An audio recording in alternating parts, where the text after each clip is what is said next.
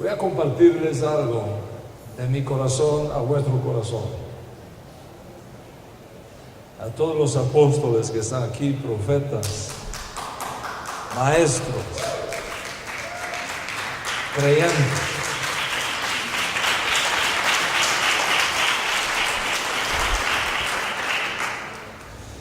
Creo que el retorno a las raíces hebreas de la fe, por parte de eso que los historiadores equivocadamente llaman la iglesia,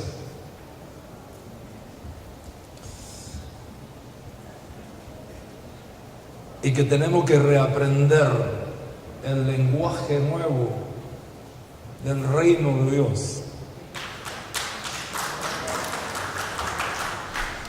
Creo que ese mover a las raíces hebreas de la fe es el mover profético más extraordinario de todos los tiempos que ha conocido el mundo.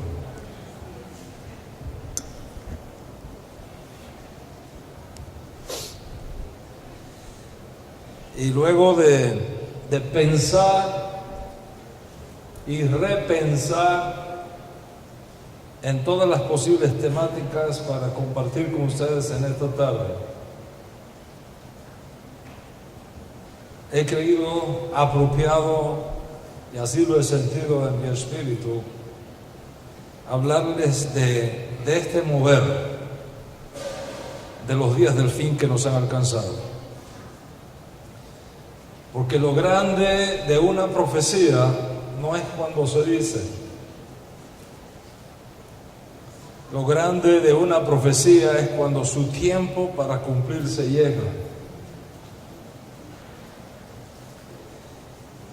Y nuestra generación es sin duda, una generación profética. Una generación que está siendo llamada por Hashem, por el Dios de Israel, a unirse a Él en algo extraordinario que el Eterno se propuso hacer desde antes de los días de antaño y que ahora justo delante de nuestros ojos se está cumpliendo. El éxito del trabajo del pueblo de Dios será ver dónde Dios está obrando y unirnos, no en lo que nosotros podemos hacer, sino en lo que Él está haciendo. El fracaso será siempre la locura de ver que el espíritu profético sopla para un lugar y usted está caminando para otro. Así que voy a compartir con ustedes un tema que considero críticamente importante dentro del contexto de lo que está sucediendo hoy día en el pueblo cristiano, junto con lo que Dios está haciendo también en medio del pueblo judío.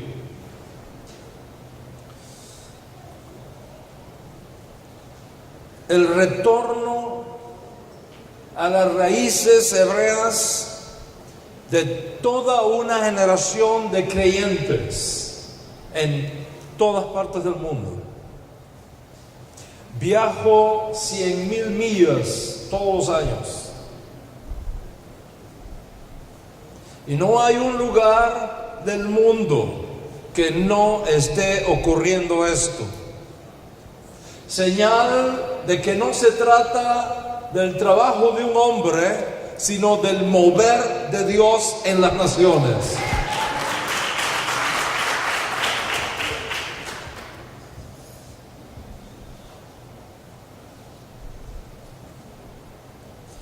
Ustedes son una locomotora llena de fuerza. No tengo duda de eso. pero con toda la fuerza que tiene una locomotora, si las líneas no están bien puestas, se puede descarrilar y crear un desastre. Entonces es muy importante que la locomotora se mueva con toda su fuerza, pero en los rieles correctos.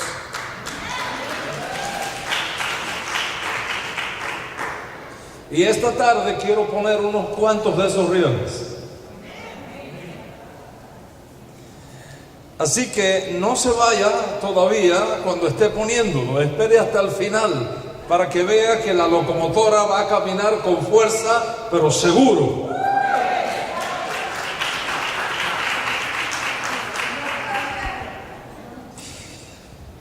¿Qué significa volver a las raíces hebreas de la fe? ¿Qué es eso? ¿De qué se trata?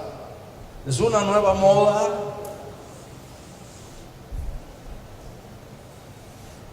¿O es un acto profético del cielo? Cuando hablamos de volver a las raíces hebreas de la fe, ¿de qué estamos hablando?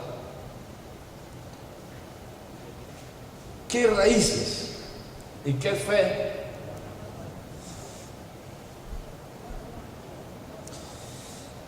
Al principio, lo que se conoce como historia del cristianismo o como iglesia primitiva era una secta judía dentro del judaísmo multifacético del primer siglo, que fue conocida con varios nombres, como los creyentes o los discípulos o los del camino o los netzarim. Este último fue el más conocido de todos por provenir en secuencia lógica y costumbrista judía de su líder, en este caso Yeshua min Nazaret, Yeshua de Nazaret. En los primeros 10-12 años de este movimiento de Yeshua en Israel, no había gentiles. Era un movimiento judío entre judíos.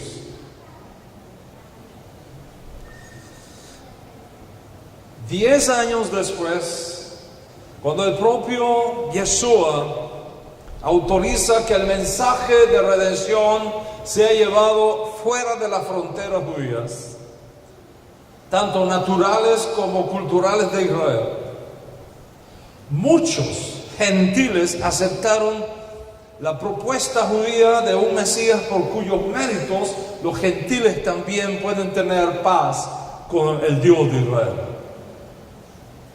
Y la gran pregunta que se hizo el judaísmo netzarita, que tenía su Bet Din, su centro, su junta directiva en Jerusalén, bajo la custodia de los 12 apóstoles, la pregunta que ellos se hacían no fue ¿qué vamos a hacer con los judíos que reconocen a Yeshua como Mesías? Esa no fue la pregunta que ellos hicieron,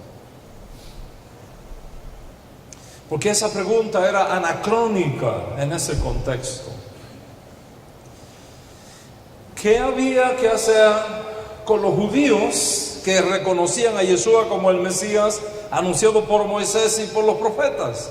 Recibirlos en la comunidad nezarita por medio de un acto ritual de purificación, a fin de identificarse con Yeshua como Mesías y seguir viviendo como judíos.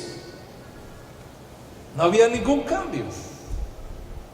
De ahí en adelante se vivía el judaísmo, ahora conociendo que aquel de quien el judaísmo había hablado desde los días de Moisés, y tomado sobre sus hombros la enorme responsabilidad del legado dejado por Yeshua y preparándolo para el inminente retorno del Maestro, había llegado. Quiere decir que la continuidad histórica del judío creyente en Yeshua como Mashiach era un hecho, y es un hecho probado con los escritos que tenemos en el Nuevo Testamento, en el Código Real. Los Netzarim siempre fueron parte del judaísmo pluralista del Segundo Templo, como los fariseos, como los celotes, como los esenios, como los sicarios.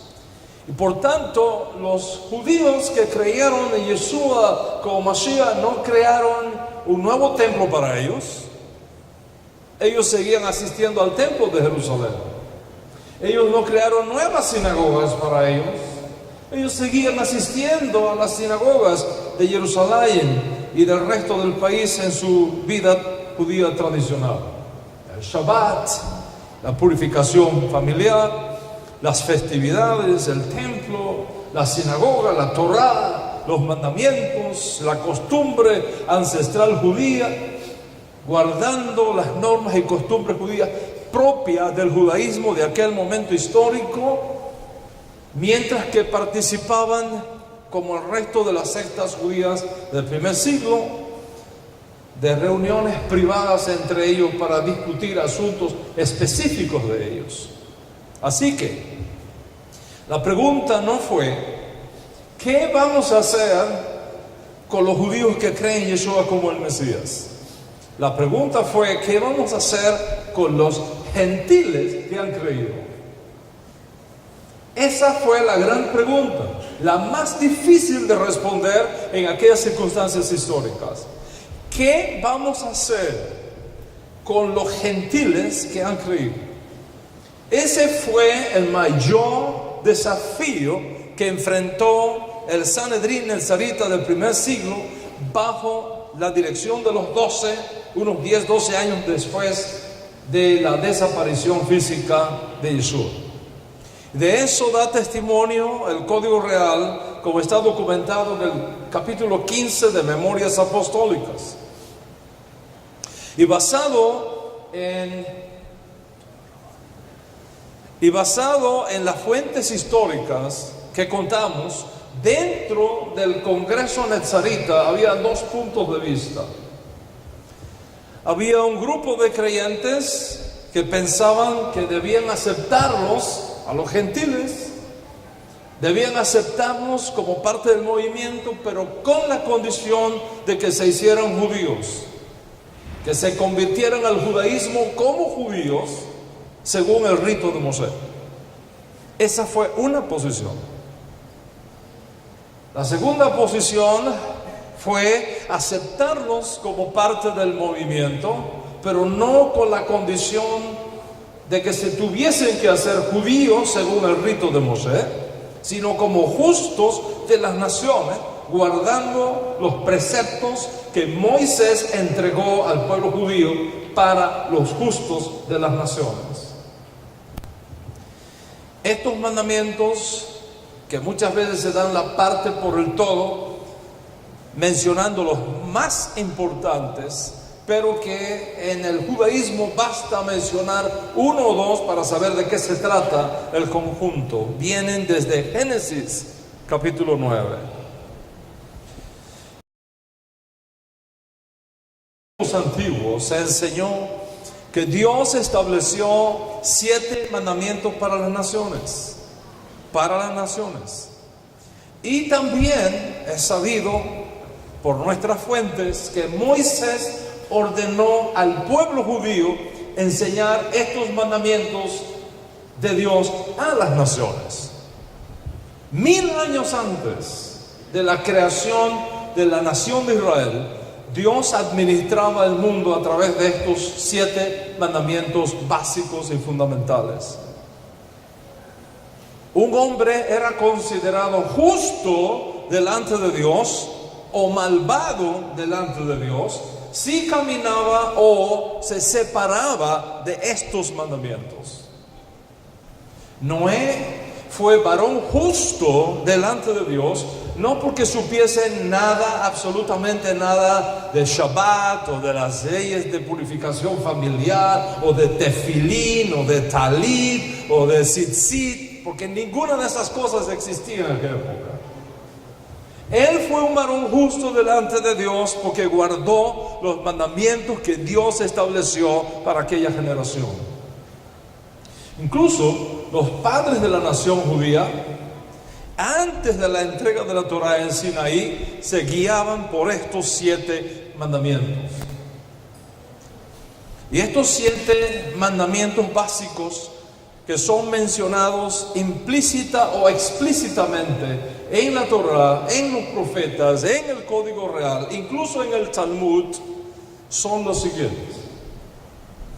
Número 1, lo avodah zará, no idolatría. Ese es número 1, no idolatría. 2, no blasfemia. 3, no asesinato. 4, no robo. 5, no inmoralidad sexual. 6, no comer alimentos prohibidos, especialmente comer las partes de un animal mientras éste todavía vive. Por ejemplo, usted no le puede cortar el rabo a una vaca, hacer un rabo encendido en la casa mientras la vaca está sufriendo en el patio. Es prohibido. No se puede hacer. No se puede comer la carne de un animal que muere sufriendo. Está prohibido por la Torá. Y finalmente establecer cortes de justicia para un mundo de paz y prosperidad para todos. Junto con todos estos mandamientos, los extranjeros viviendo dentro de la comunidad judía en Israel tenían acceso al templo, tenían acceso a los sacrificios, tenían acceso a las festividades, siguiendo las instrucciones establecidas por los profetas y jueces de Israel para su estado como justos de las naciones. Así que el liderazgo netzarita presentó ante la realidad de lo que estaba sucediendo a los gentiles que habían creído 2 propuestas. Primero, que se les recibiera probado su conversión como judíos, según el rito de Moshe, es decir, circuncisión para el varón, tevilá para ambos, inmersión ritual delante de un tribunal judío y un sacrificio que tenían que hacer en el templo en aquella época cuando todavía el templo estaba en pie. Segunda propuesta, que se les recibiera dentro del movimiento, probado que habían abandonado los ídolos, aceptado al Dios de Israel como su único Dios y se comprometieran a vivir como justos de las naciones, guardando los mandamientos básicos que Hashem tenía para las naciones. Luego de una larga discusión sobre este tema, la segunda propuesta ganó y se estableció un documento que fue escrito y enviado a las diferentes comunidades que habían abrazado la fe, formada fuera de las fronteras de Israel, bajo la autoridad de algunos apóstoles, entre los cuales destaca sobremanera el apóstol Pablo. Juntamente con la carta fueron enviados apóstoles, emisarios especiales de la corte del Sanedrín apostólico, fueron enviados profetas para que le explicaran con palabras a los hermanos la decisión que había tomado el liderazgo apostólico. La carta dice lo siguiente: los apóstoles y los ancianos a nuestros hermanos gentiles en Antioquía, Siria y Cilicia, saludos. Nos hemos enterado de que algunos de los nuestros, sin nuestra autorización, los han inquietado a ustedes, alarmándoles con lo que les han dicho. Así que, de común acuerdo, hemos decidido escoger a algunos hombres y enviarlos a ustedes con nuestros queridos hermanos Pablo y Bernabé, quienes han arriesgado su vida por el nombre de Yeshua Mashiach. Por tanto, les enviamos a Yehudá y a Silas para que les confirmen personalmente lo que les escribimos, que pareció bien al Espíritu del Santo y a nosotros no imponerles a ustedes ninguna carga aparte de los siguientes requisitos: abstenerse de lo sacrificado a los ídolos, de sangre, de carne de animales estrangulados y de la inmoralidad sexual. Bien harán ustedes si evitan estas cosas. Con nuestros mejores deseos. Y ahí se despide la carta. De esta manera quedó establecido que los creyentes de origen gentil no deben ser obligados a hacerse judíos, no deben ser obligados a vivir como judíos, mientras que pueden ser recibidos y bienvenidos y aceptados en el judaísmo nazarita como justos de las naciones.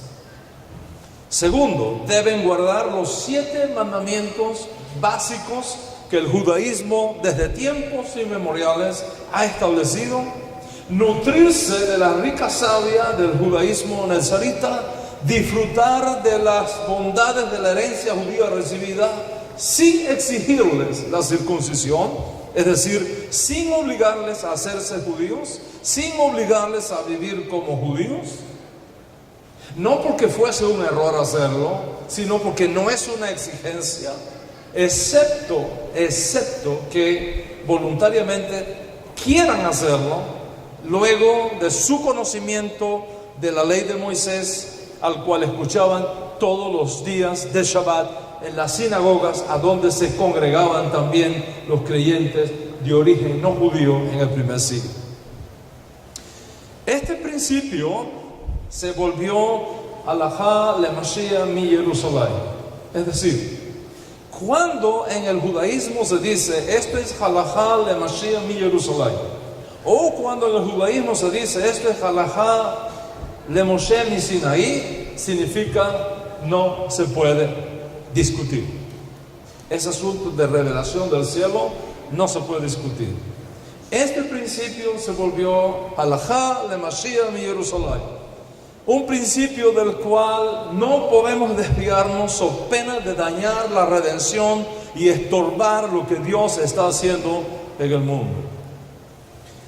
Más tarde, el presidente, el Nasi del Ben Din Nazarita, Yaakov Hasadik, va a repetir lo mismo en una reunión privada que tiene con el apóstol Pablo, cuya narrativa se documenta en Memorias Apostólicas, capítulo 21, versos 17 al 25, donde está escrito, y cito: cuando llegamos a Jerusalén, los hermanos nos recibieron con gozo, y al día siguiente Pablo entró con nosotros a ver a Jacobo, y se hallaban reunidos todos los ancianos, a los cuales, después de haberles saludado, les contó una por una las cosas que Dios había hecho entre los gentiles por su ministerio. Cuando ellos lo oyeron, glorificaron a Dios y le dijeron: ya ves, hermano, cuántos millares de judíos hay también que han creído, y todos son celosos por la ley. Pero se les ha informado en cuanto a ti, que enseñas a todos los judíos, que están entre los gentiles a apostatar de Moisés, diciéndoles que no circunciden a sus hijos ni observen las costumbres. ¿Qué hay pues? La multitud se reunirá de cierto, porque oirán que has venido.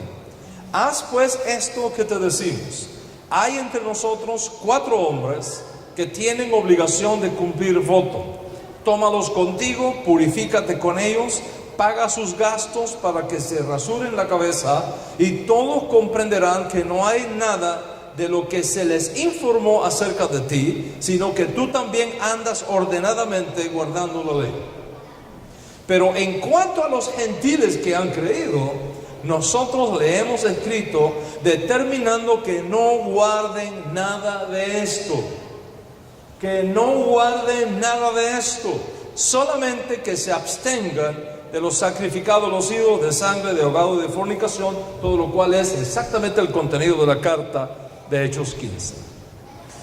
Rabino Shaul confirma Aún más esto cuando escribe una de sus cartas a los creyentes de origen gentil en la corrupta y pagana ciudad helenista de Corinto, hablando de este tema.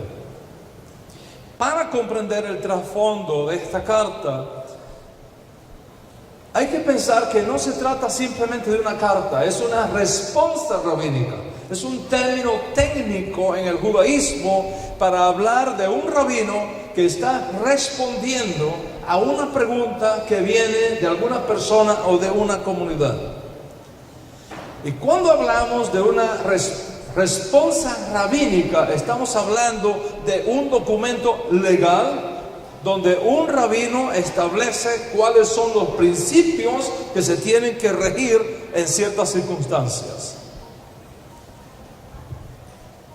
Respondiendo a una pregunta que enviaron los emisarios de la comunidad de Corinto al rabino Shaul sobre este tema, esta es la respuesta rabínica que da Shaul, el apóstol Pablo. Dice así, y cito: fuera de esto, según el Señor ha asignado a cada uno, según Dios llamó a cada cual, así ande. Y esto ordeno en todas las comunidades. Fue llamado alguno ya circuncidado, quédese circuncidado.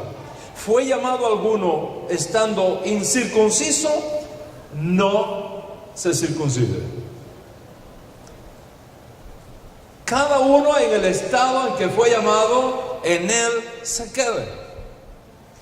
Eso es alajá rabínica, netzarita. Cada uno en el estado en que fue llamado, en él se quede. Está claro que para Pablo, exigirle a un creyente de origen no judío, es decir, proveniente de la incircuncisión, que se circuncide como condición para ser recibido, es un asunto totalmente contrario a la halajá de Mashiach. Y para confirmar más el asunto, vemos cómo en la práctica Rabino Shaul usó este mismo principio a dos de sus compañeros de ministerio, circuncidando a Timoteo porque era hijo de mujer judía y por lo tanto judío, pero no circuncidando a Tito porque no era judío. Así que el judío se circuncida, pero el no judío no se le exige la circuncisión según el rito de Moshe para formar parte de lo que Dios está haciendo en el mundo. Y de todo este congreso nezarita de Jerusalén quedó establecido por los creyentes que dirigían el movimiento, que los hermanos y hermanas que venían del mundo gentil podían ser recibidos de entre las naciones sin exigirles que se hicieran judíos, probado que guardaban los mandamientos propios para el judaísmo, para los gentiles. ¿Cuántos están conmigo hasta acá? ¿Qué pasó en el primer siglo? ¿Qué pasó? Muchos se hicieron judíos y otros permanecieron como justos de las naciones. Los partidarios de la primera propuesta, es decir, los judíos creyentes en Yeshua, celosos por la Torá y por las costumbres judías, no estuvieron de acuerdo con la decisión del Sanedrín de Nezarita en Jerusalén y comenzaron por cuenta propia a enseñar que para recibirlos a los gentiles en sus comunidades tenían que hacerse judíos y vivir como judíos y no los aceptaban. Mientras que el otro grupo se mantuvo firme en la decisión de los apóstoles y recibían a sus hermanos de origen gentil sin exigirles la circuncisión según el rito de Moshe. A partir de ese momento hubo una separación, un cisma, una división en el judaísmo nezarita.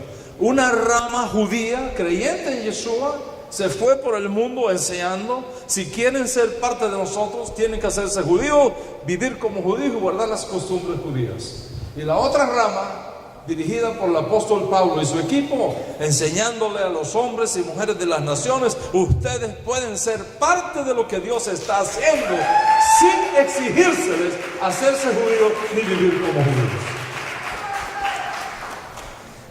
Estas fueron las condiciones. Estas fueron las condiciones, esto fue lo que pasó, esto fue lo que sucedió. Así que en estas condiciones va pasando el tiempo, mueren los apóstoles y entonces se da un nuevo fenómeno dentro del movimiento. El triste fenómeno de que los creyentes de origen gentil en un punto determinado comienzan a abandonar su fe judía, comienzan a abandonar su matriz judía y establecerse como casa propia cada vez más lejos de lo que fue la enseñanza apostólica original. En el año 110, uno se podría maravillar, en el año 110, principio del segundo siglo, uno se podría maravillar de los cambios que habían ocurrido ya en la herencia de los padres dentro de los hermanos de origen no judío. Cuando alguien nacía en el judaísmo, todo era simplemente cultos, sacrificios. Ahora es una reunión de oración. Antes el majestuoso templo de Jerusalén, ampliado por Herodes, era el centro de la vida judía. Ahora cada una de las sinagogas del mundo eran centros autónomos de la vida judía. Antes los líderes oficiales del judaísmo eran sacerdotes nacidos en la nobleza, entrenados en el ritual bíblico. Ahora el nuevo liderazgo son los rabinos. El judaísmo cambió a partir del año 70 con la destrucción de Jerusalén y del templo. Pero por el lado no judío, los creyentes de origen no judío comienzan un proceso de separación de sus raíces hebreas, primero por razones políticas evidentes y segundo por el desarrollo de ciertas ideas no judías en un contexto no judío que llevó a un proceso de adaptación cultural para hacer más accesible la fe judía a los no judíos. Es evidente que para la entrada del segundo siglo, sin apóstoles judíos a quien consultar, sin la Cajal Madre en Jerusalén en pie para servir de guía y de modelo, y los judíos siendo perseguidos por todos lados, los creyentes de origen gentil no pudieron cohesionarse alrededor de la enseñanza apostólica, sea por la vía de los ebionitas o sea por la vía de los netzaritas, y esta realidad fue facilitando un proceso de separación de sus raíces hebreas y la creación de un movimiento cristiano desconectado de sus fuentes judías, echando ahora raíces alrededor de un nuevo liderazgo no judío que estaba llenando toda aquella región del mundo greco-romano de la época. Y esto se hace ya evidente en los primeros años del siglo II, cuando el nuevo liderazgo gentil rompe completamente con su matriz hebrea, se establece como casa aparte, según sus propios criterios, según sus propias interpretaciones de la fe en Yeshua como el Mesías que habían recibido. La mejor evidencia de ello la constituyen los documentos de los llamados padres de la iglesia que hoy están con nosotros y que podemos estudiarlos. Uno de ellos, Ignacio de Antioquía, uno de los más importantes líderes de esta época, en el año 117, mientras iba siendo llevado a Roma, acusado de acciones políticas, etcétera, etcétera, y muere como un mártir en Roma, él escribe varias cartas a diferentes comunidades y en una de ellas dice lo siguiente: esfuércense en hacer todo en la concordia de Dios, presidiendo el obispo en lugar de Dios y los presbíteros y los diáconos en lugar del Sanedrín de los apóstoles. En otras palabras, a partir de este momento somos nosotros, no los apóstoles judíos, somos nosotros los que vamos a llevar adelante este trabajo. Lamentablemente, las cosas fueron así, y para esta gente de esta entrada del siglo II, el concepto de cría fama y acuéstate a dormir se hizo una realidad. Fue poco tiempo después cuando los creyentes de origen judío, de origen no judío, ya no miraban a sus hermanos judíos como punto de referencia, sino que ahora sus intereses se centraban en otros parámetros y en otras necesidades. Y en ese proceso se prohíbe a los cristianos celebrar nada judío para no tener nada compartido con los asesinos de Cristo, y una cantidad de doctrinas comienzan a surgir que finalmente separa completamente a los cristianos de su raíz hebrea. ¿Qué cosa es entonces el regreso a las raíces hebreas? ¿Cuándo entendemos este cuadro histórico que ha ocurrido? Cuando hablamos de regresar a las raíces hebreas, ¿de qué estamos hablando? Estamos hablando de un proceso de Shuvah, de un proceso de retorno, de reintegro a la matriz hebrea de la fe cristiana, como fue diseñada originalmente por los apóstoles bajo la dirección del Espíritu de Dios y como está documentado en Hechos capítulo 15. Y esto es precisamente lo que hemos venido haciendo en el mundo desde los últimos 25 años de mi vida.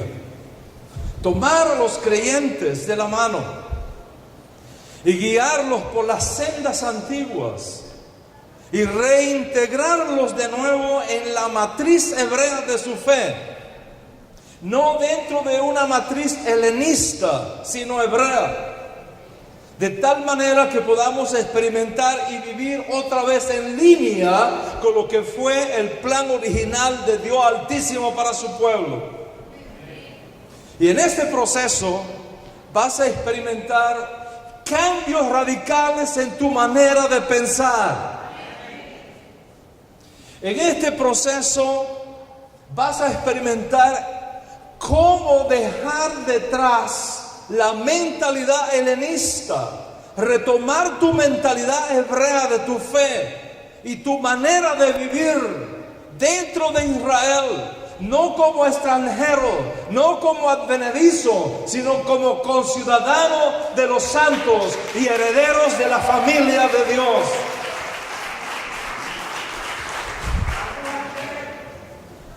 Y en este proceso están retornando varios grupos. Primero, están retornando gentiles que son llamados por el Eterno de en medio de las naciones. Y están retornando.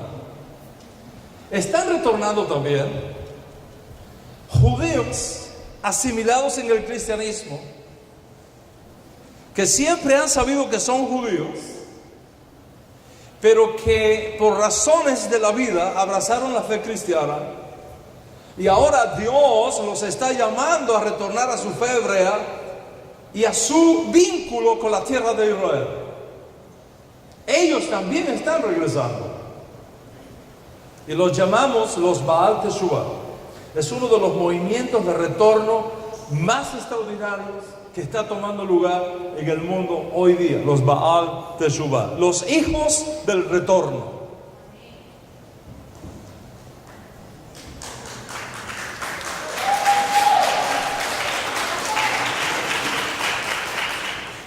¿Quiénes más están retornando?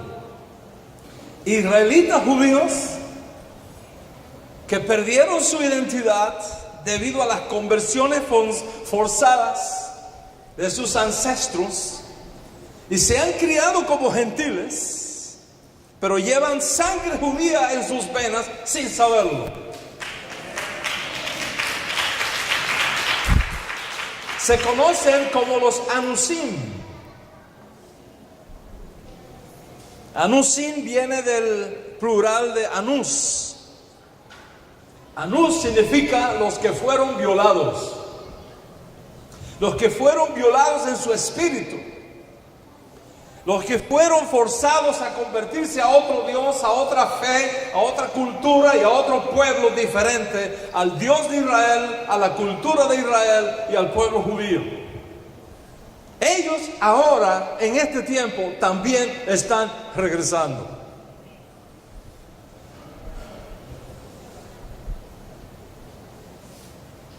Y no me extrañaría que muchos en esta sala sean parte de ellos.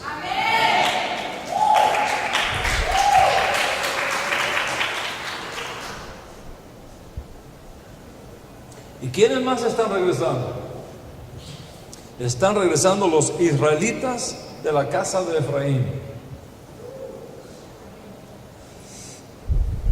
Aunque este es un asunto que he venido enseñando por los últimos 20 años, he escrito libros sobre esto y demás, debido a su importancia voy a destacar en síntesis de qué se trata. En el libro del profeta Oseas se revela que a las 10 tribus norteñas que se separaron de la casa de David a la muerte del rey Salomón, debido a la naturaleza cultural con la práctica y las costumbres de otras naciones que en el norte de Israel tomó lugar, Dios Altísimo los llamó los Ruhamá. Los Ruhamá quiere decir no compadecido. Luego, los Ruhamá, la casa de Israel, daría a luz un hijo. Y Dios le dice al profeta Oseas: ponle por nombre a ese hijo Lo-Amí, no pueblo mío, porque ya ustedes no van a ser más mi pueblo, ni yo seré más su Dios. Así que tanto Lo-Ruhamá como Lo-Amí pierden su identidad hebrea. Y les fue profetizado que también perderían todas las señales de pacto que identifican al pueblo judío con el Eterno. Dice el profeta Oseas: les quitaré mi trigo, les quitaré mi vino, les quitaré sus peregrinaciones, les quitaré sus lunas nuevas, les quitaré su Shabbat y les quitaré sus fiestas solemnes. Se los quitaré, le quitaré todo. Se los quitaré. ¿Qué tenemos aquí? A un hijo pródigo, a un hijo que ha perdido su identidad, a un pueblo que dejó de ser el pueblo de Dios. Lo-Amí, sin Shabbat, sin Yom Tov, sin Rosh Chodesh, sin nada de lo que da identidad a Israel. Lo perdieron todo. Sin embargo, el propio profeta anuncia que el estado final de Lo-Ruhamá y el estado final de Lo-Amí no será la provincia apartada. El estado final de ellos será el retorno. El retorno será el final. Dice el profeta Oseas, y cito: no obstante esto, los israelitas serán tan numerosos como la arena del mar, que no se puede medir ni contar. Y en el lugar que se les llamó Lo-Amí, se les dirá Bené el-Jai. En el lugar donde se les dijo: ustedes no son mi pueblo, se les dirá: ustedes son hijos del Dios viviente.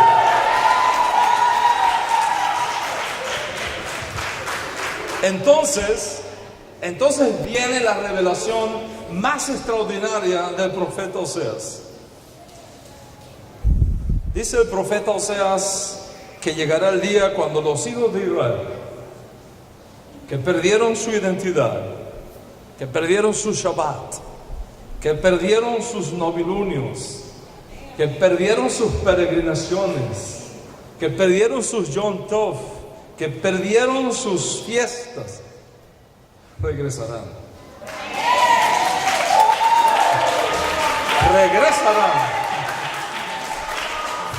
Y cuando regresen, presta atención, y cuando regresen van a suceder dos cosas proféticas. Dos cosas proféticas. Primero, el pueblo judío se unirá con el Efraín que regresa. ¿Está escuchando? El pueblo judío se va a unir con el Israel que regresa. Y segundo, Dios pedirá al pueblo judío que llamen a sus hermanos que lo habían perdido todo. Dios exigirá al pueblo judío que llamen a sus hermanos que estaban en la provincia apartada y que ahora están regresando. Dios exigirá que le llamen a mí, mi pueblo.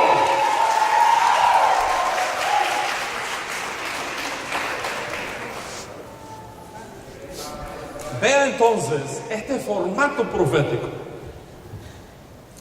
Un pueblo que pierde su identidad por mezclarse con prácticas y costumbres extrañas, se queda sin Shabbat, se queda sin Rosh Hodesh, se queda sin fiestas, se queda sin peregrinaciones.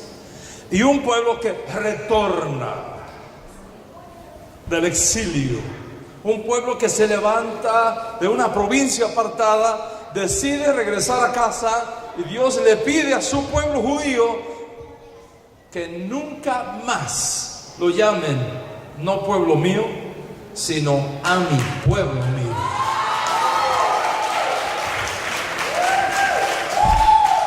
¿Cómo es posible el retorno? ¿Cómo es posible? ¿Qué causará el retorno? ¿Qué causará el retorno? El profeta Oseas nos da la respuesta. Dice el profeta Oseas en su profecía: voy a enamorarla otra vez. Mira que dice, voy a enamorarla otra vez y me la llevaré al desierto y le hablaré con ternura. Dice, quitaré de sus labios los nombres de sus falsos dioses y nunca más volverán a invocarlos.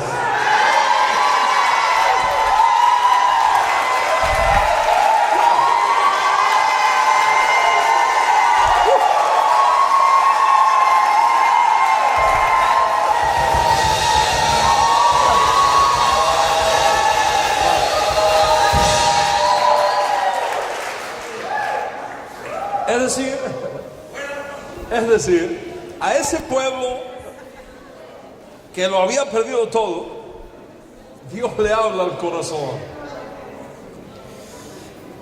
Levanta en su corazón una sed por el retorno. Y Dios, en cambio, les devuelve el Shabbat.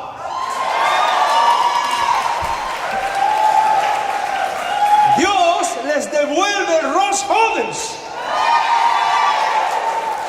Dios le devuelve Rosh Hashanah.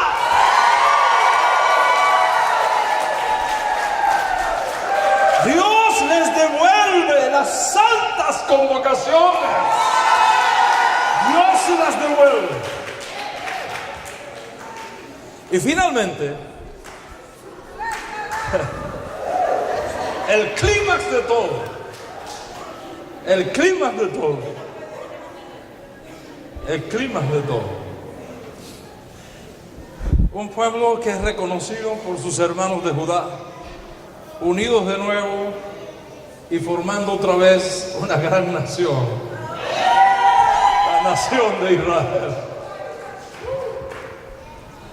De modo que hay un grupo que está regresando de los que perdieron su identidad hebrea porque su alma está buscando lo que sus ancestros habían perdido.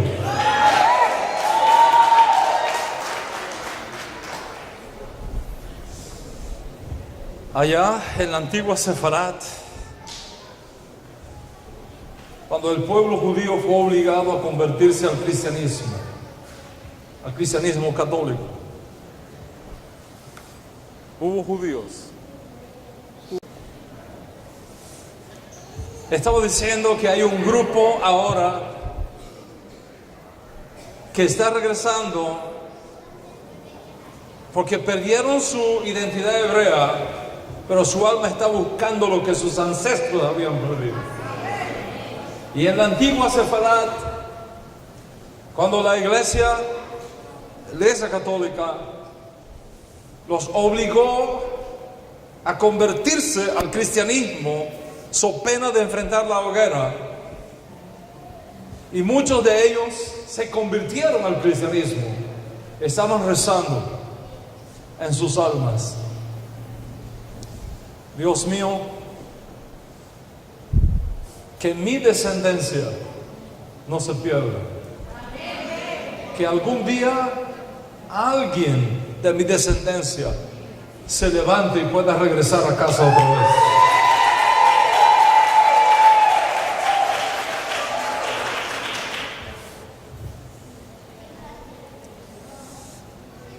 Y ahora, esos que habían perdido su Shabbat, sus fiestas, sus convocaciones de santidad, en la conclusión de los tiempos proféticos, Dios Altísimo está haciendo sonar un shofar y los está llamando uno a uno, mandamiento a mandamiento, familia tras familia, comunidad tras comunidad. Y estamos viendo un extraordinario proceso de restauración de su estatus como Ami, como pueblo mío. Hoy día esas ovejas perdidas de la casa de Israel, con diferentes nombres, no importa en realidad el nombre que les den, son la fuerza profética más grande que ha llegado al mundo. En un principio se hacían pasar por cristianos, pero luego en casa, cerradas las puertas, procuraban vivir como judíos. Los cristianos españoles sospechaban de ellos, les llamaban marranos, puercos, para humillarlos más todavía. Y como el pueblo judío era tan bendecido por Dios a pesar de esas circunstancias y prosperaban, los cristianos españoles sacaron el puerco con el cual los identificaban y lo hicieron un lugar para guardar dinero.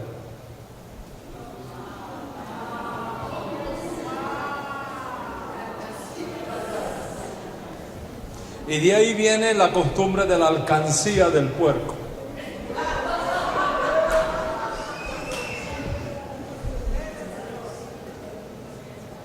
Rompan al puerco para sacarle la riqueza que tiene adentro.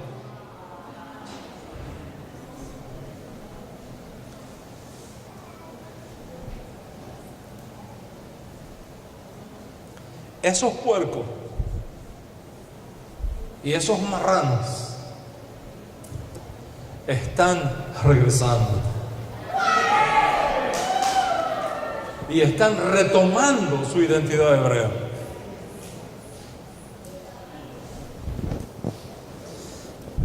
Dice el profeta Oseas: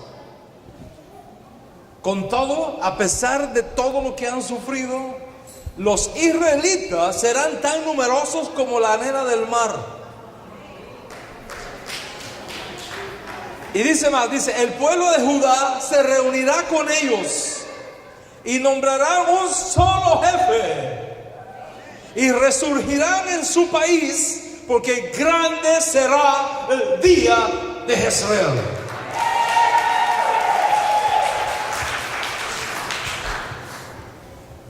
Teniendo en cuenta toda esta realidad profética e histórica, están entonces regresando a las raíces hebreas gentiles, Baal Teshuvah, criptojudíos, Hanusim, e israelitas de la casa de Efraín, descendientes biológicos de la casa de Israel desde los días del profeta Oseas. Ese formato profético lo estamos viendo en todas partes, en todo el mundo. Y las historias que tenemos de ellos son impresionantes. Vienen con la fuerza de un huracán a comerse el judaísmo. devoran cuanto libro judío se encuentran, visitan cuanta página web hayan, y se lanzan a guardar Shabbat y el resto de las fiestas con una pasión inconmensurable.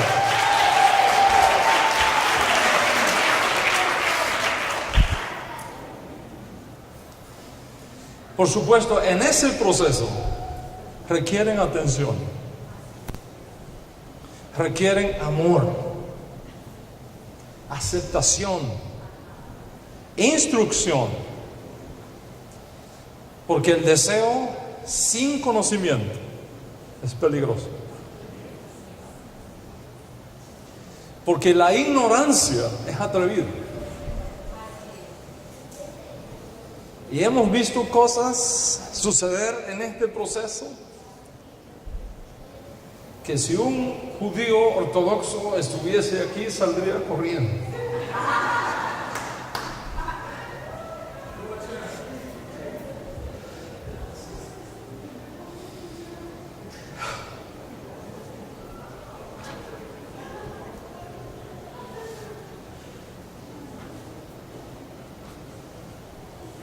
No sé si decir esto que tengo acá.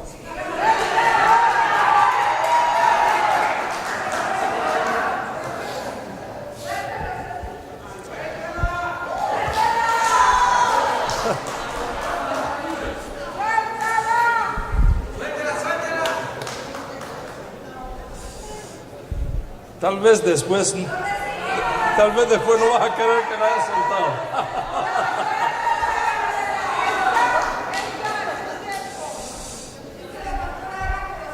Es mi responsabilidad, primero como judío, segundo como Raf y tercero como hermano mayor, ayudarles en este proceso.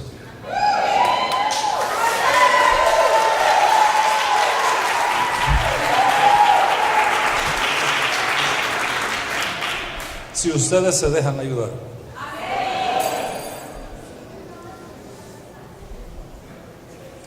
Voy a contar un ejemplo de los muchos que he vivido. En el año 2002 estaba yo en Sefarad, estaba en España, dando unas conferencias en una universidad a la que asistieron muchas personas. Y alguno de los que estaba allí me invitó luego para ir a otra ciudad a compartir parte de esas conferencias a su gente. Y luego que terminé esas conferencias allá, el pastor con un grupo, bueno, en realidad eran 3 pastores, con un grupo preciosísimo de líderes, tuvieron una cena conmigo porque querían hacerme una propuesta. Y me dijeron: Raf, queremos ser judíos y convertirnos al judaísmo. Queremos ser judíos y convertirnos al judaísmo. Les dije: magnífico, magnífico.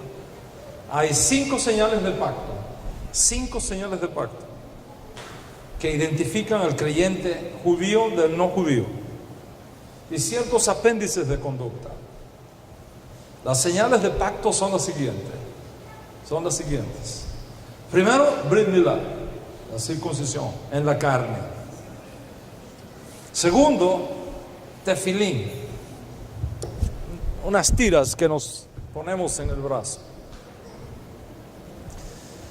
Tercero, mezuzá, unas marcas que ponemos en las puertas de nuestras casas.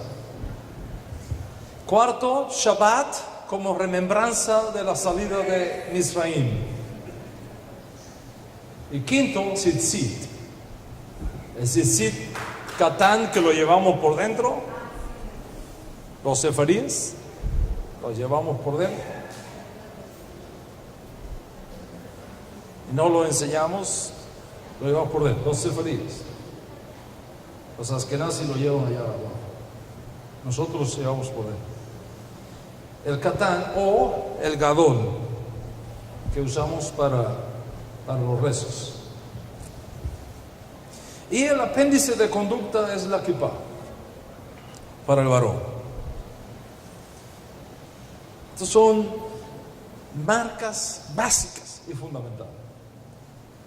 Entonces les dije, para probar su obediencia y para probar sus espíritus, si están dispuestos o no a aprender, les dije lo que cualquier rabino conocedor de la ley judía dirá en esas circunstancias, mientras no concluya su proceso de retorno como judíos.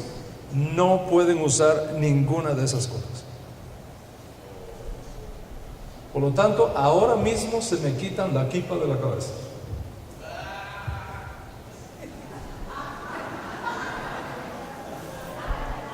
Me quitan el tzitzit de sus vestidos y me quitan todas las mesuzas que han puesto en las puertas de su casa.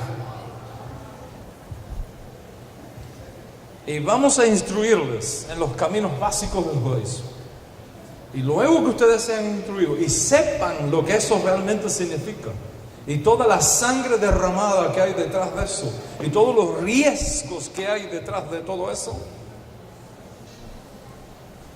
y luego que se presente delante de un tribunal judío de al menos 3 jueces y respondan las 120 preguntas que tenemos para ustedes y sean aprobados, entonces les vamos a autorizar para que hagan el Brit Milá, la Tevilá, los vamos a pasar por la jupa a los que estén casados para que hagan las cosas según son las normas en la casa de Israel. Gracias al Dios bendicho, como se dice en el ladino antiguo, así lo hicieron. Pero el golpe fue fuerte, porque ya estaban usando kippah en la calle, en los lugares de reunión. Incluso algunos se hicieron flecos en los vestidos que colgaban hasta del cinto. Y otros fueron tan osados que ellos mismos hacían los tzitzit. Es más, descubría uno tomar tinta azul y pintar uno de los hilos azul porque leyeron que había que tener un hilo azul.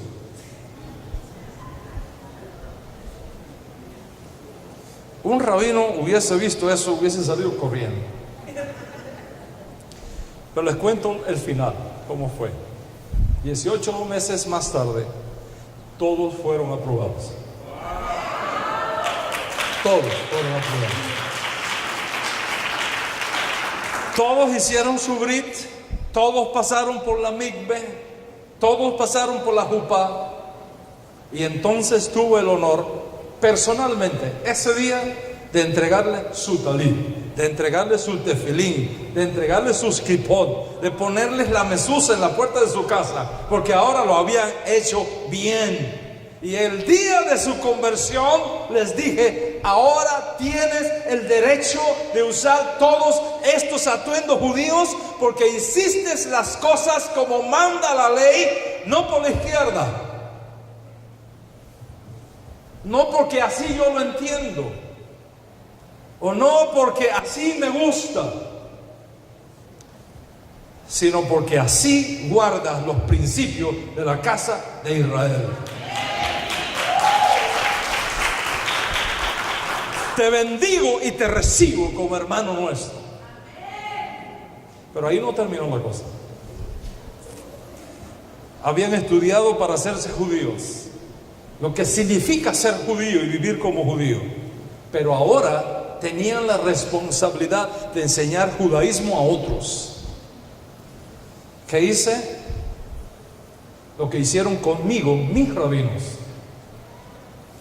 Les prohibí enseñar judaísmo hasta que aprendieran judaísmo. Les dije: lo que ustedes vayan aprendiendo lo van a ir enseñando, pero tenían que aprenderlo y aprenderlo bien. Mientras tanto, estarán recibiendo clases y enseñando clases. No cualquier clase, sino clases correctas, para que las copias que vengan detrás sean correctas y sin errores. Así que todos entraron en la yeshiva, estudiaron conmigo por varios años y finalmente los certifiqué, y ahora enseñan ellos mismos Fueron 4 años de estudios intensos, pero valió la pena. Donde quiera que van, hacen bien las cosas. No enseñan una cosa para luego descubrir que no es así y empezar a corregir y a corregir y a corregir, y así no que es así. Hacer bien las cosas. De hecho, uno de ellos es el secretario general en Sefarad de nuestra alianza. Otros han hecho aliyá y viven en Israel exitosamente. Lo que te estoy diciendo es esto: entre Roma y Jerusalén, entre la provincia apartada y el retorno a la casa del Padre, tiene que haber un periodo de teshuvá. Tiene que haber un periodo de volver en sí, de caminar hacia el lugar correcto, de instrucción, de reaprender, de volver a empezar. Y es por eso que hemos establecido un proceso de retorno, una plataforma de retorno, una transición que llamamos el proceso de teshuvá, el proceso de volver a casa. Y en ese proceso, sea como Veneno, sea como Baal Teshuvá, sea como Anusim, sea por restauración de identidad, sea por lo que sea, en ese proceso hay que aprender y hay que estudiar. Y voy a ser transparente contigo: no hacemos conversión para el Estado de Israel. La conversión para el judaísmo nazarita es la que hacemos para ser parte de las comunidades que Dios está levantando con el retorno de las raíces hebreas de la fe en este tiempo. Si tu intención es hacer una conversión para irte a vivir a Israel, entonces tienes que ir al consulado de Israel, informarte cómo son las reglas y seguirlas. Pero este proceso de conversión del cual te hablo exige estudio, desprenderse de cosas, aprender cosas nuevas, cambiar completamente tu estilo de vida, tener tu propio convencimiento demostrado en lo que dices y en lo que haces, una motivación pura, conocimiento de causa, son requeridos para este proceso. ¿Comienzas a interesarte en tus raíces hebreas? ¿O ya vienes caminando en eso por algún tiempo? ¿Te fascina el judaísmo? Te tengo buenas noticias. Después de estar tratando por esto por más de 25 años, mi experiencia es tu ventaja. Y si estás comenzando en el camino, te entiendo perfectamente. Y normalmente a los que están pasando por esta experiencia les entrego el número 10.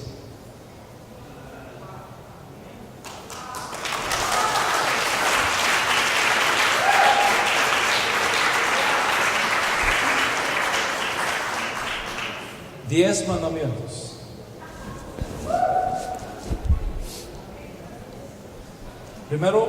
Primer mandamiento: déjame saber de ti, de tu historia de redención, de tus batallas, de tus sueños, de tus dudas, de tus temores. Es parte del proceso. ¿Estaré haciendo bien? ¿No será esto una trampa del enemigo?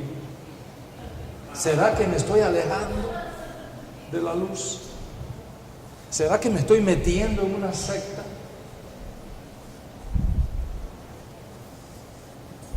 No temas.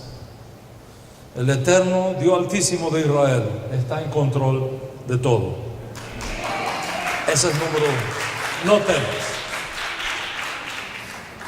Número 2. Si eres presbítero, obispo, pastor, apóstol, profeta, evangelista o sustentas cualquier otro título conocido en el cristianismo, me gustaría conocerlo, porque así te puedo ayudar más y sugerirte estudios especializados, porque estos títulos en el cristianismo no son usados de la misma manera en la casa de Israel. Y hay que aprender cómo manejarlos. Y te voy a enseñar cómo manejarlos.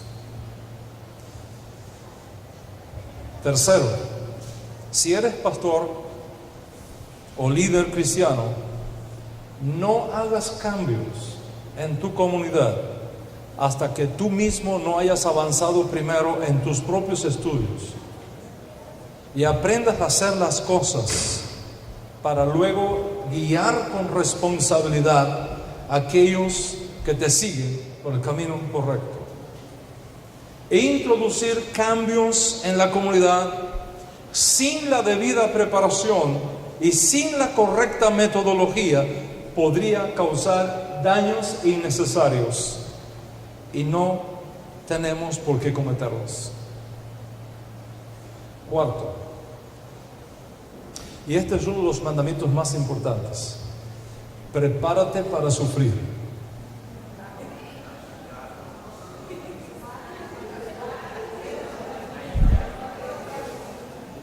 Prepárate para sufrir. Es posible que algunos te abandonen y se vuelvan tus enemigos. Es parte del precio que tenemos que pagar por la verdad. Pero te digo esto: no cambies la verdad por la amistad.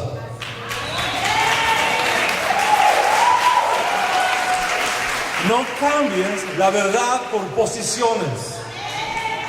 No cambies la verdad por títulos. No cambies la verdad por prebendas económicas. No vale la pena. Aprende a responder a estas tres preguntas. Al final del día, ¿a quién sirvo? ¿Ante quién tengo que dar cuentas? ¿Y quién es realmente el que me va a dar la recompensa? Una vez que tengas bien claro eso, la toma de decisiones va a ser mucho más fácil. Quinto mandamiento: si estás casado y tienes familia, cuídala. Cuídala. No la fuerces ni la presiones a un punto en que pongas en juego la paz de tu casa. Con inteligencia se gana la guerra. No es con ejército, no es con fuerza, es con mi espíritu. Haz todo lo posible por preservar tu hogar. Y ten mucha paciencia. Mucha paciencia con tu cónyuge. Finalmente Dios va a tratar también con él o con ella. Sexto principio: entiende que ahora es un tiempo para desaprender lo mal aprendido y aprender lo que debes conocer. Es un tiempo para estudiar, para prepararte.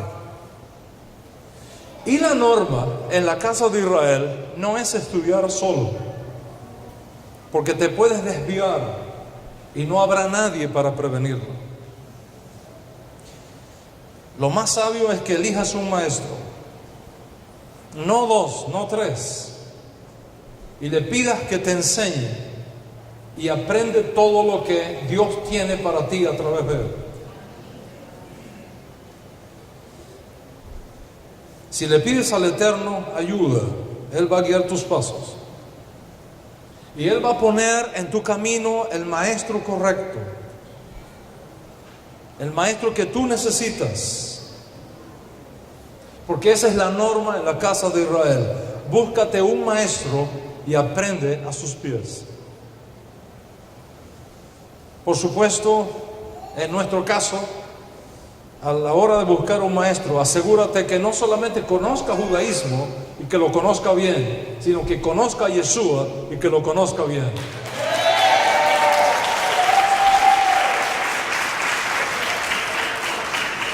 Un judaísmo sin Yeshua tiene muchos huecos, tiene muchos vacíos y tiene muchas tembladeras ocultas. Te las quiero evitar para que no caigas en ellas.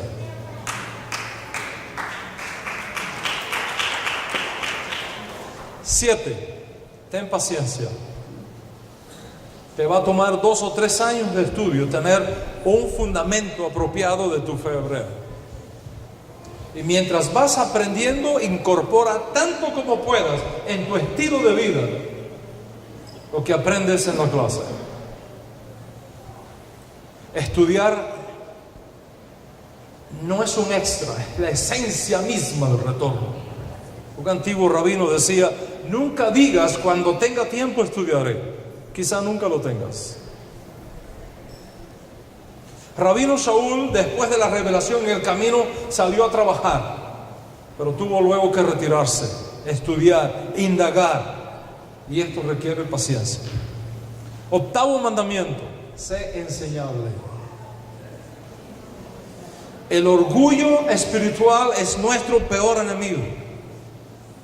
Pon a un lado todos tus títulos, pon a un lado todos tus doctorados. Vuelve humilde al aula para sentarte a los pies de tus maestros a aprender todo de nuevo. Será una hermosa experiencia de negación de ti mismo. Romper con el orgullo intelectual no será nunca una tarea fácil, pero solo siendo enseñable se aprende. 9, cuídate de los títulos.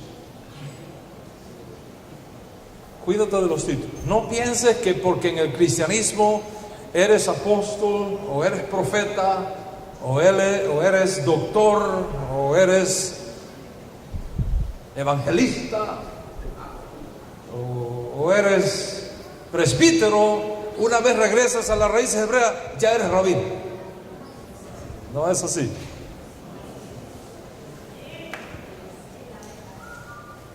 Créeme, sé lo que te estoy diciendo. Es más, no te recomiendo ni siquiera el uso de rabino.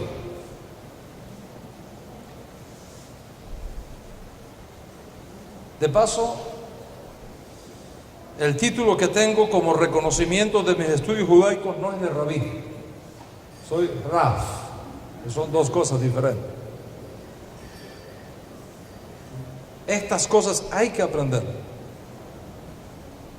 Título de rabino solo se reserva a los que estudian en Israel.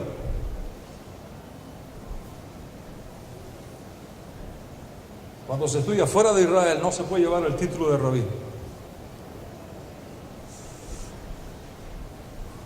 Estas cosas hay que estudiarlas, hay que conocerlas, para no caer en tembladeras, para no caer en huecos en el camino innecesariamente.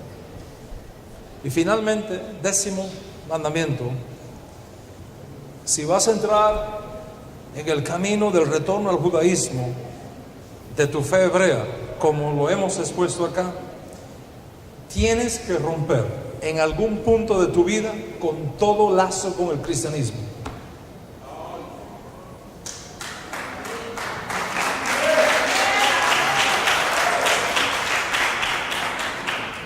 Tienes que salir de Roma.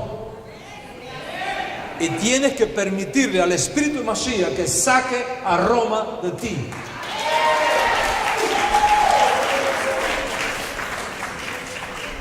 Tienes que desligar tu alma de viejos concilios, de viejos matrimonios teológicos. Porque como enseñó el rabino Shaul, en vida de tu marido, casarte con otro es adulterio. Si tu alma ha estado ligada a algún concilio, algún profeta o algún apóstol que no sigue el camino que Dios te ha mostrado a ti, o a cualquier otro líder, ya sea del cristianismo o del islamismo, o de cualquier otra religión que tú hayas practicado, en un punto determinado tendrás que desligarte oficialmente de eso. Porque estudiar judaísmo y retornar a las raíces hebreas de tu fe con el alma atada a Roma, a Atenas o a Medina es contradictorio. El mensaje de los apóstoles bien claro: salid de en medio de ella, pueblo mío.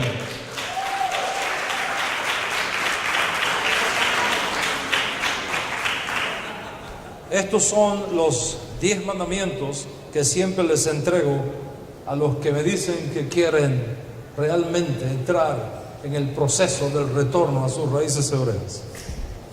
Esto no es un juego. El espíritu profético no juega a los dados. Está en juego el alma de una generación, y está en juego algo más precioso todavía. Está en juego el reconocimiento del pueblo judío de Yeshua como Mashiach. Y si tú fallas, ellos no lo van a ver.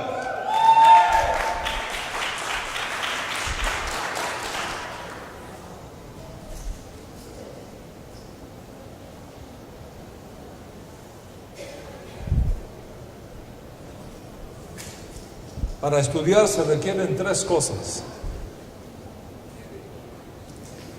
un maestro que quiera enseñar, un estudiante que quiera aprender, y un libro de texto.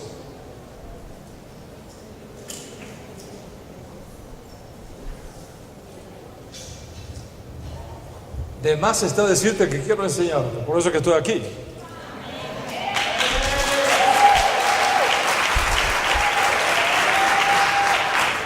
Porque estoy convencido que al venir al mundo, todo hombre tiene el derecho a ser instruido en la verdad, y luego a cambio contribuir en la enseñanza de los que vienen detrás. Como hicieron conmigo, estoy dispuesto a hacerlo contigo. Pero no me entiendas mal, no ando buscando discípulos. De hecho, no creo que nadie tenga discípulos. Los discípulos son, a última instancia, propiedad exclusiva del Dios de Israel.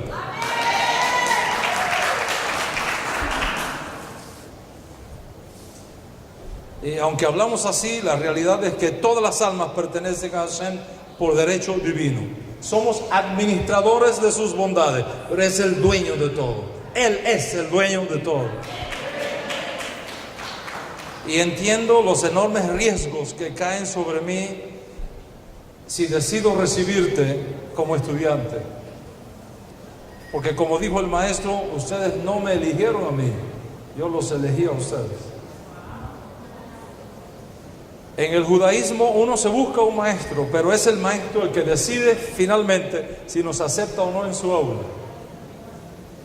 Esto no es una universidad que tú pagas un dinero y te tienen que recibir de sí o de no. Así no trabaja.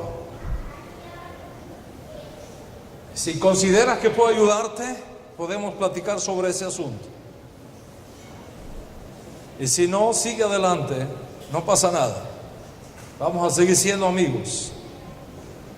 Pero busca un maestro que te instruya para que no cometas errores en tu proceso de Roma a Jerusalén. Basta que lo encuentres y no dejes de buscarlo, encontrarlo y seguirlo con fidelidad. No puedes tener 2 maestros.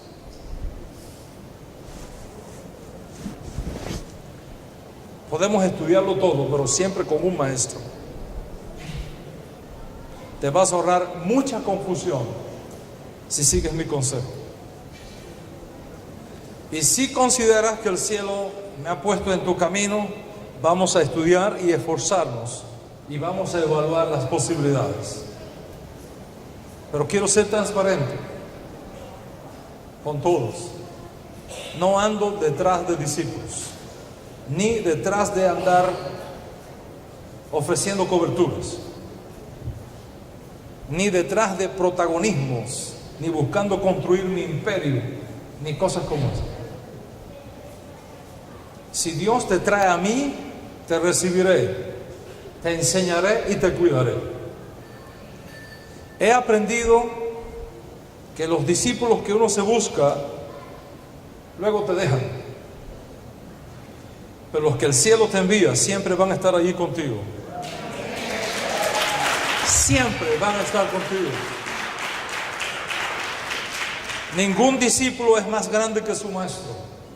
Bástale al discípulo ser como su maestro. Como ves, el camino de retorno a la casa de Israel no es una moda, no es una nueva onda, es una profecía cuyo tiempo para cumplirse ha llegado. Y esta es el mover profético más extraordinario de toda la historia. Ser invitado a participar de este mover profético de Dios es un honor extraordinario, pero una tremenda responsabilidad en toda la historia de la humanidad. Y como todas las cosas de la profecía, no podemos jugar con ella. Hay que aprender, hay que prepararse, hay que estudiar, hay que ganarse el puesto en la oportunidad extraordinaria que el cielo nos está enviando. La mies es mucha, los obreros pocos, el jefe apremia y no podemos parar ya la cosecha. Feliz el pueblo a quien la providencia divina llame para ser parte del mayor mover profético de Dios en toda la historia de la humanidad. Feliz el pueblo a quien Dios llame a eso.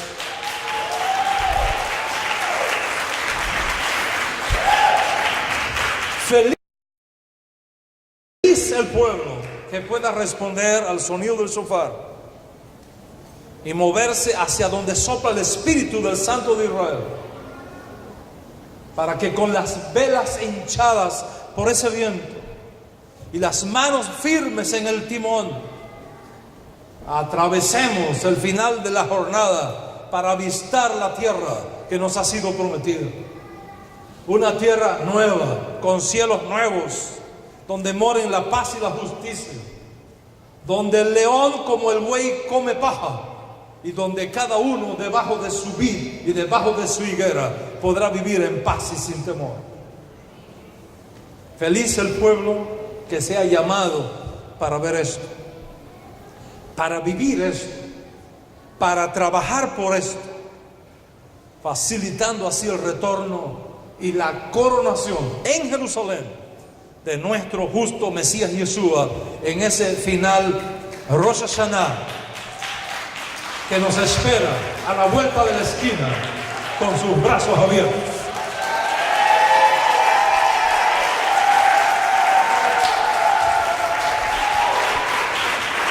Que sea así y pronto y en nuestros días. Shalom, shalom.